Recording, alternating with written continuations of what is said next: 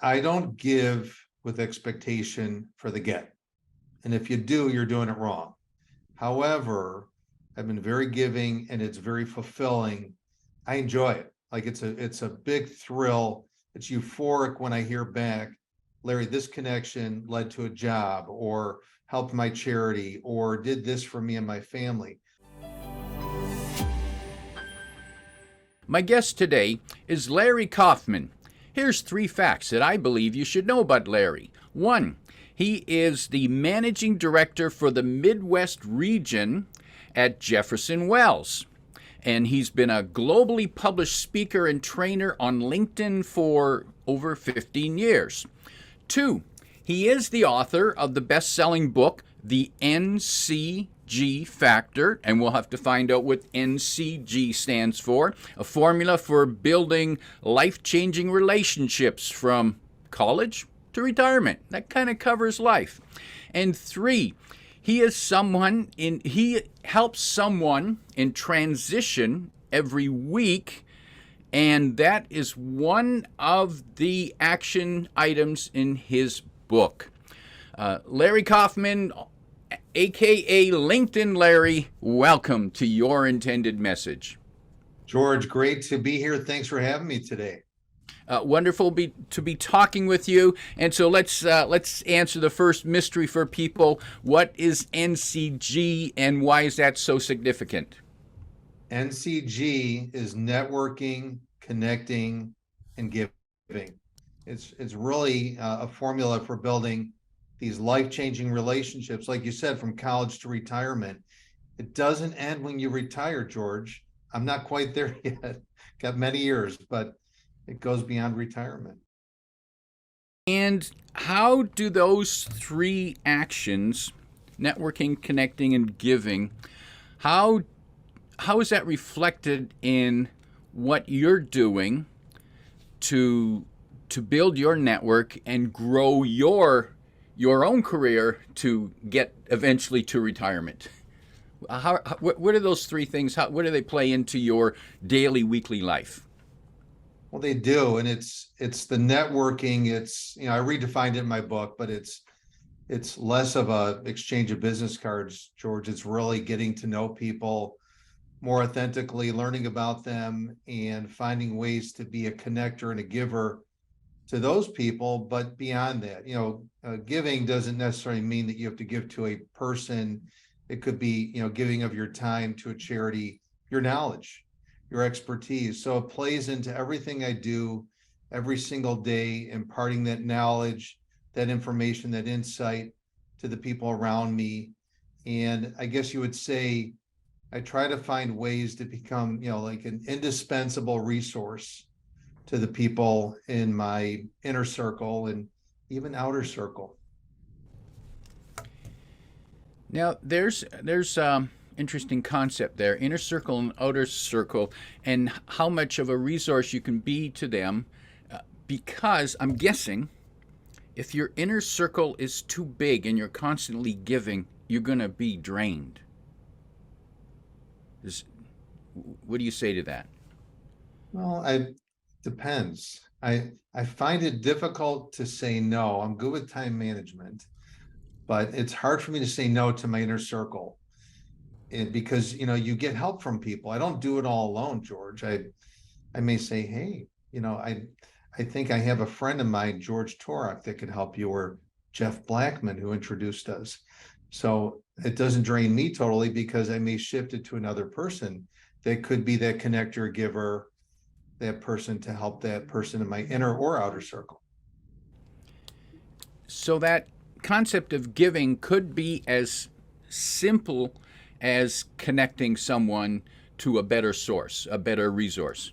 Right, because I'm not always the best resource. If you needed, someone to fix the electrical in your house, I have to refer you to some people in my network, or you're going to be without power.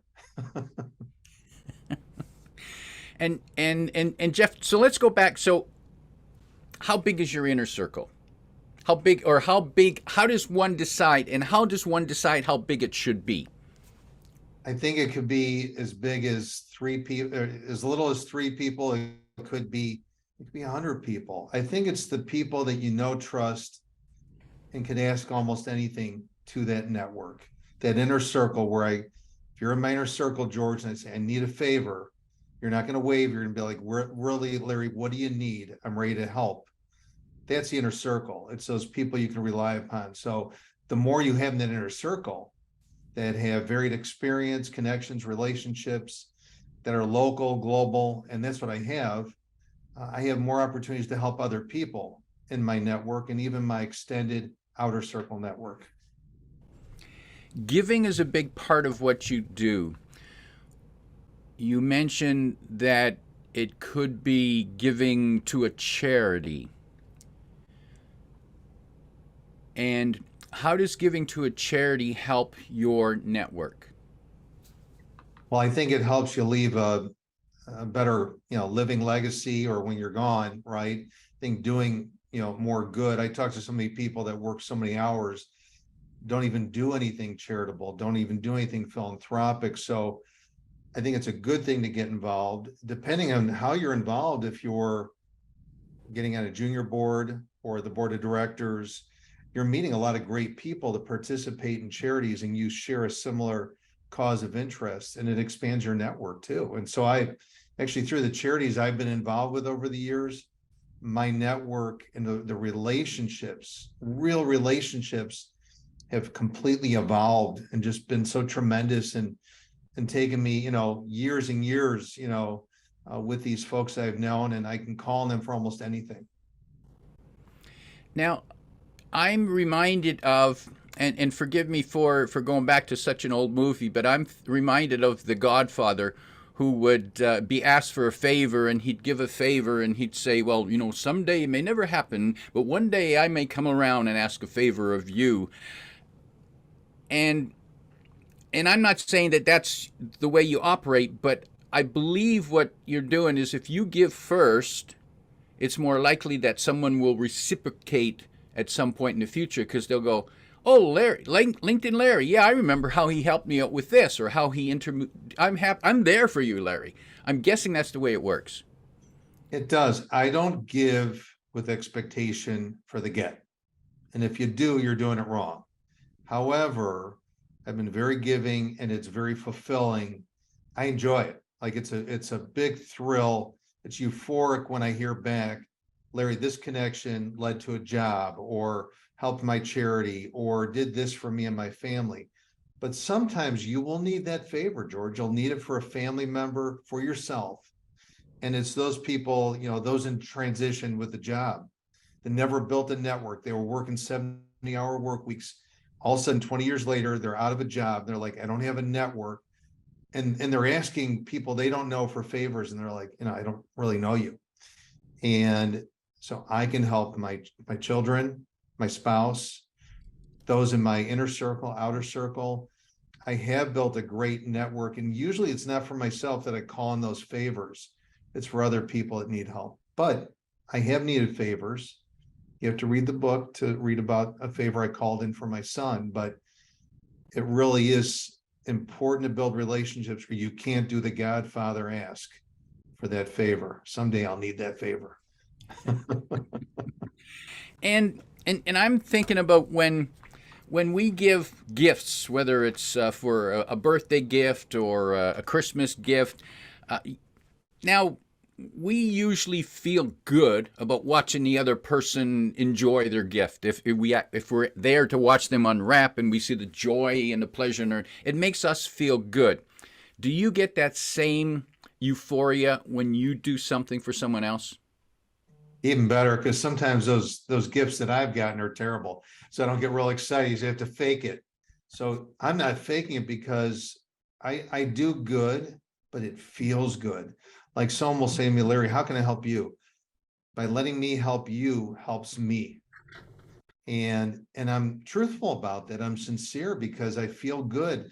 And when you come back and go, Larry, because of what you did and that connection, or frankly, like just the advice I give on career transition, or using LinkedIn, or something innovative or interesting, or make a true connection. I felt that there was good commonality, or I get a couple, married or on a date.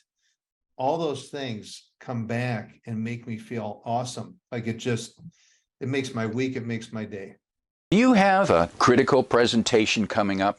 One that can influence the direction of your career or business?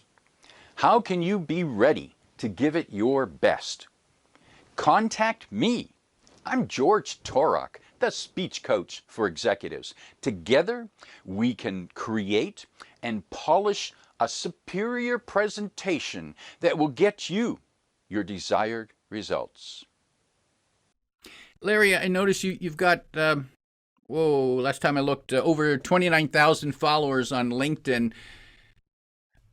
How can you give that much to that many people? So I've got the followers and I've got the connections, which are pretty similar. And thankfully, not all 29,000 are reaching out for those favors and those connections, but I have leveraged people in that network globally to help, myself at times and others. And it's a networking platform. And typically those on it that have connected with you, know that and understand it and will help you when requests come up. And so it's been really great. And there's so much expertise. So I love having that network because sometimes I didn't realize someone in LA has this subject matter expertise that someone in my inner outer circle needs. And I reach out and go, George or Mary, hey, I know you do this. I was wondering, I have someone here in Chicago that needs that. And I can make that connection. It's been awesome. So no, I don't have requests coming from everybody, but that way it's more manageable, just having that network to kind of look at and use when I need it for my network of relationships. Larry, I'm thinking about those people who you talked about who work in a job in a company or their career spans 20 years and then all of a sudden one day they're out of a job and they don't have a network, which is probably a good reminder that just because you've got what you think is a steady job, a good job, doesn't mean that you shouldn't be networking. And I'm reminded of the book that the author's name escapes me right now, called "Dig Your Well Before You're Thirsty," and he talked about Harvey Mackay. Okay. Dig Your Well Before You're Thirsty, who talked about you need to be marketing before you need the marketing response. You need to be building your network before you need the networking favors back. Is that the advice that you'd give to those people who are at any point in their career? Always be networking, always be building relationships. But I will tell you, it's going to continue to happen. I meet people like this all the time. And I tell a story of a gentleman in my book, and when I met him, he was about 53 and very successful in the real estate world. And the next generation basically said, hey, I don't need you as CEO anymore. We're disposing of our assets. And great guy, successful, worked really hard and just built this really tiny network, didn't network a lot, wasn't philanthropic. And someone introduced me to him and we fostered this connection. And I taught him how to be a connector. I got him involved with my charity. And he was so upset that he was going to find a job because he was enjoying connecting people to people and starting to build these relationships that he never did in his 2-decade plus career, and really found enjoyment from it. And so you could start once you go in transition, but you need to start now. So anyone listening now that is really happy, don't get too happy. Things change and you want to have these relationships. And I tell people, it's not just for you. You may need it for someone in your family or someone in your inner circle, a friend or peer. And if you're not networked, how do you help people? So it's not like you're 10 or 15 years out of college and all of a sudden you need a favor and you remember there was this person in your class in college. You haven't talked to him for 15 years. If you call them up and ask for help, they're going to say, who are you? Well, I have gone back to people I haven't talked to in a while, but it depends how you cultivated that connection. maybe I haven't talked to someone in 10, 15 years, but I introduced them to their future spouse, or I got them a job, or I helped their child, or a friend of theirs, or I coached them on something and they remember that. And, sometimes you pick up with people you haven't talked to in a little bit, and it's like you never skipped a beat. I have a lot of those people because it's hard, right? It's hard to talk to thousands of people. But if you left them in the right way, you can pick up where you left off. Ah, so you don't necessarily need to be emailing them every week or every month. If the relationship ended on a strong positive, there's a pretty good chance it's still that strong positive. Yeah, because I've reached out to people and it's like, I got them a job 5 years ago and said, hey, Mary, I need your help. Larry, whatever you want, I'm in my job because of you. Well, I didn't get them a job so I could call them later for a favor, but I know when I call them, it's like, hey, we pick up where we left off. And so it's wonderful. It's hard to keep in touch with thousands of people, but it happens, and it happens naturally or unexpectedly, and it's good.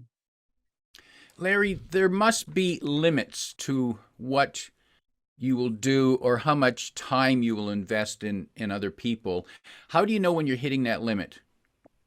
Well, I'm honest with people, and I kind of set expectations. Here's what I could do personally. Here's how I could help you. And so I know my limitations because I'm in a leadership role and I get busy and I have set obligations, but I think it's so important every week to help people. And like I said, you said earlier in my book, I said I'm going to help someone in transition every week. I put it in my book, so I have to do it.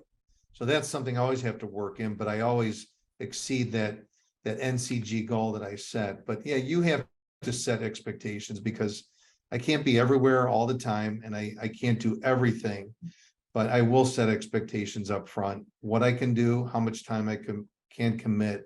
And I think that's important to be realistic with people. And I thought I heard you say that you have trouble saying no. um, and I'm wondering, so when you're asked for something that you're unable or unwilling to do, instead of saying no, what do you say?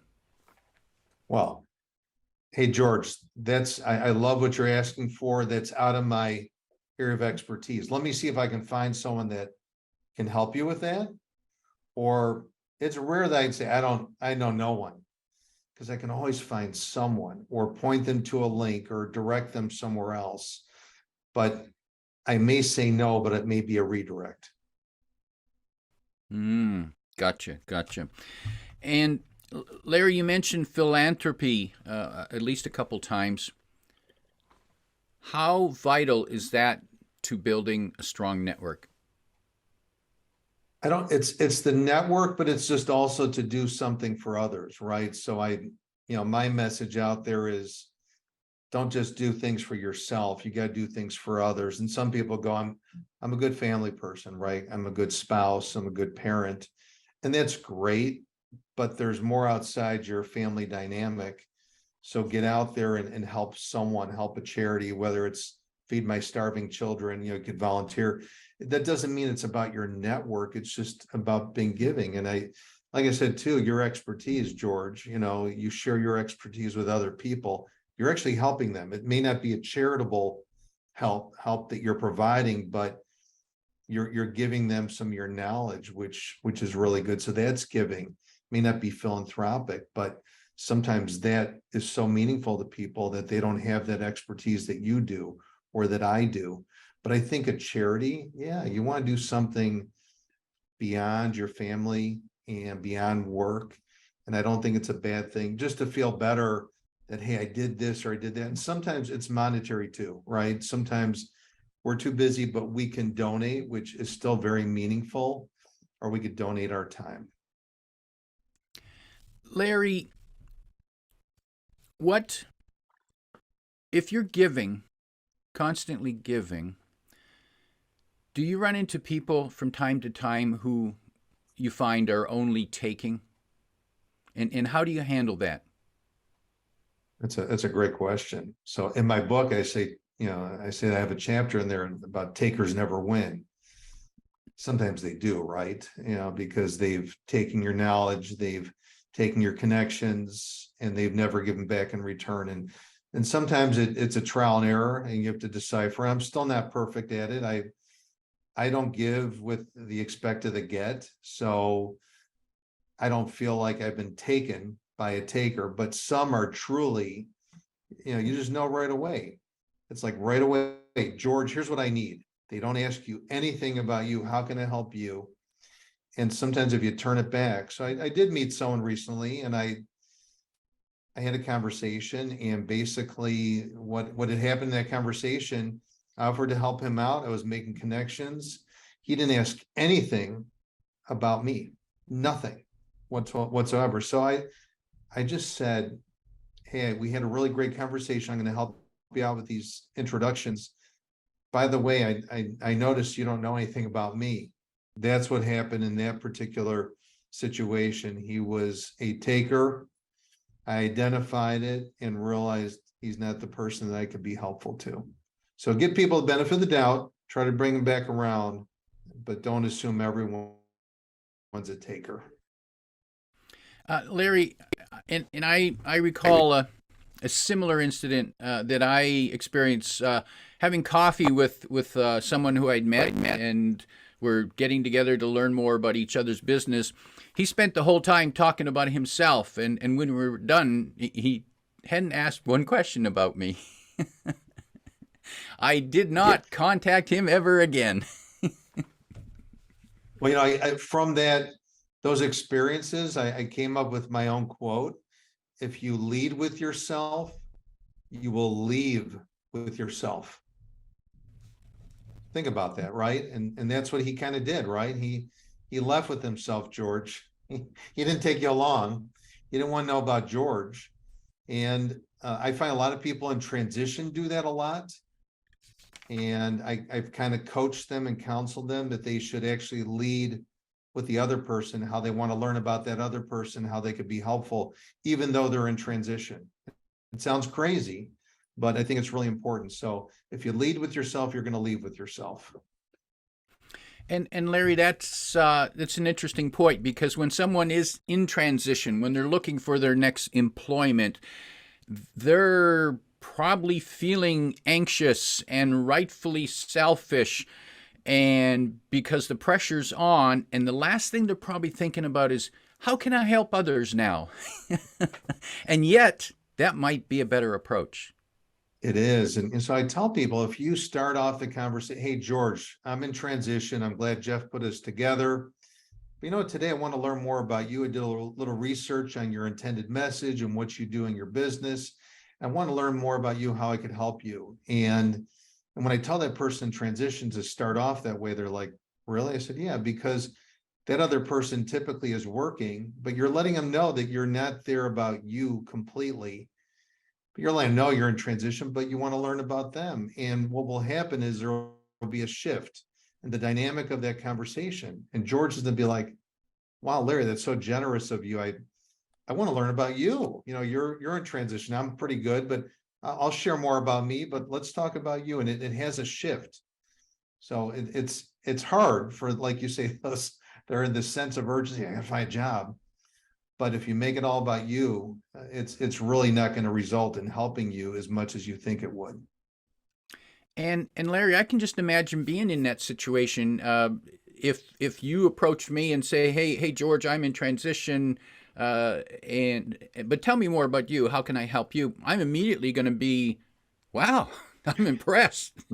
This man is out there looking for a job, probably hurting, and here he is actually trying to help me. Wow, I'm going to listen to him. I want to know more about him. What a great way to establish a relationship. It is wonderful. And I've had people come back, "Hey, tell me after you start incorporating this, what happens?" The other thing that happens too, when you're doing like these virtual conversations, all of a sudden, George, you go, "I know we had 30 minutes today. We're 15 in." You're like, "I gotta go. I've got some that's just come up. I'm so sorry." So all you've been doing is talking about your transition, about yourself. The other person's like kind of lost, and you didn't get to tell them that you want to help them. A lot of people say, "I was going to say at the end, how can I help you?" some say that. But if you get it up front, you don't run into that dilemma, and it changes that dynamic from the get-go. So it is awesome and it works well. And it's got, you got to mean it and feel it. And yeah, when I sit down with you, if we're just meeting, I don't want the first thing you to do is tell me about your resume. Go through your resume to me. Right. And the funny analogy that I've noticed, Larry, is that when I receive requests for guests to be on my podcast, those who come and only tell me about themselves, I usually disregard them because I see they're all about themselves. They don't even know anything about my podcast or my audience or even me. Especially the ones where they don't even have my name on it because I know they just cut and paste and sent it out. I. And which means, and also you pointed out, well, I was going to ask about you at the end of the conversation. Really? You lost me a long time ago. You're right. You're right. Well, I must have passed, George. You let me on the podcast. Certainly you did. No question there. Larry, for people who might want to know more about you, they can find you at your website, which is kaufman-larry.com. Yes. And also, I'm, of course, on LinkedIn, and those links will be in the description below.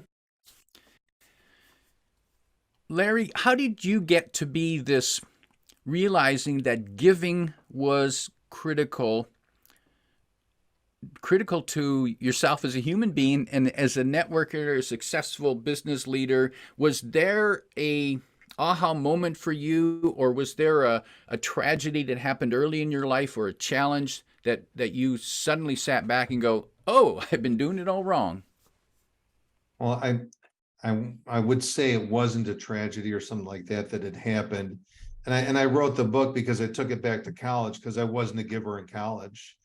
I wasn't volunteering. I was definitely all about Larry in college. And so I'm hoping to instill something different in the college kids, which is something I've been doing. But I think it was at a meeting that I met, and I put this in my book, that I met an attorney at a law firm that did intellectual property law, and someone that was a connector in my world that I never realized what a connector meant, but she was a connector way back when, and still phenomenal today. And Brenda introduced me to Brian, and Brian, she said, you got to meet this guy. Now I was in a leadership role in a similar industry that I'm in today. And it's like, why am I meeting with an attorney in IP? There's nothing to do with what I do. So you know what? He's unique. He does something interesting to bring in clients to his law firm. Trust me, just meet with him. Okay, I trust you. And I met with him. At the end of our meeting, he said, Larry, I want to introduce you to two people that you don't know. And I thought that was really different, right? I was like, why? He said, I want to expand your network. And I think these are two people that I think that you'll want to know to having your network. And I said, wow. So now I wouldn't say, George, after that, wow, light bulb, I'm a connector, a giver. It took some time, but I saw that he was making an introduction, doing something different. And it made me listen, in my meetings with people. I don't think we're good listeners. I don't think, like you said, we show up and share a resume. You got to learn about the other person. You can't help people if I don't learn about George, his family, his business, what's challenging you, just not on the business front, personal front, how I could be helpful.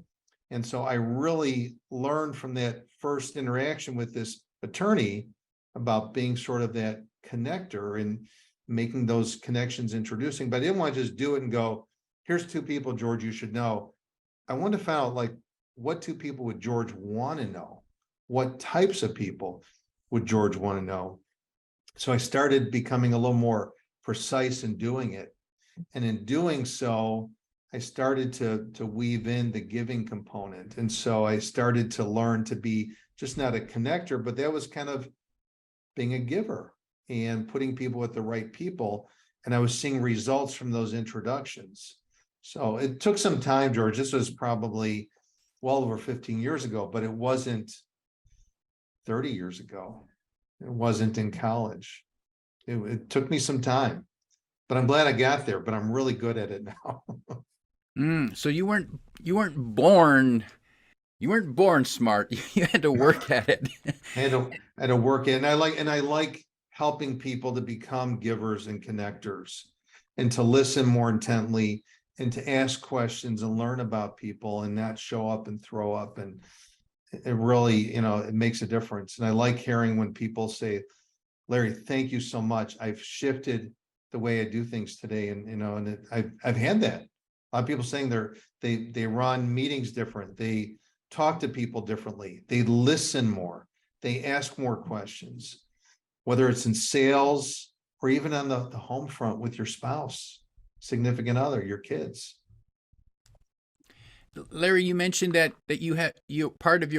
one of your routines is to help someone in transition every week. So it's as if you have a goal, a quota to meet. Do you suggest to others to build the habit of giving, that they set themselves some sort of routine, to whether it's weekly or monthly, or let's start by doing at least twice a year, depending on where they're coming from?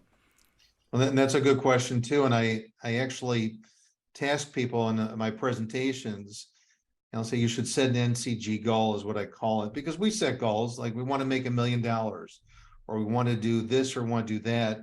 This is not financial, it's not career, it's about helping others. And it could be once a week, right? It could be once a month you want to help a charity. Once a month you want to help someone in transition. Once every 6 months. I don't care, as long as you set a goal to do something for someone other than for yourself. Larry, before we wrap up, if you could sit down with a business leader who's partway through their career, and maybe right now they think that, hey, life's pretty good right now. I'm successful. Look at what I've done. Let me show you my resume. If you could give them 1 or 2 or 3 pieces of advice to become a better connector and more giving, what would be that 1, 2, or 3 pieces of advice? Now, another good question and thought-provoking. As a leader, I've actually positioned to my team that, I want you to think of me as indispensable to you. So beyond what I do as a leader in my leadership role, what could I do for you personally or professionally? Could I help someone in your family? I want you to come to me for things that you just don't know where to turn. So maybe it's not me, but I could help you. And I tell people, if you become indispensable to your clients, it's not just about your services and products and solutions. If they come to you because my daughter or son needs an internship, or we have this charitable event, we don't know where to get this auction item, it would be so meaningful, it's going to help these people. When you become indispensable in your team, the people that are as your clients are coming to you for things outside of what your business does, you're becoming indispensable. You're becoming more of a giver. You're becoming a connector. And so I would say, try to think about how you could be indispensable as a leader to your team and clients, and to actually say it out loud and task your team. They may not come to you immediately, but I do it. I've done it verbally. I've done it in emails, and I get messages back. But I think them just knowing that I put that out there, it's so powerful. Powerful message. Become indispensable. My guest today is Larry Kaufman, reminding you that if you lead with yourself, you will leave with yourself. If you like what you heard, remember to like, comment, and share this podcast. Come back every week for more practical insights to help you convey your intended message. I'm your host, George Torok.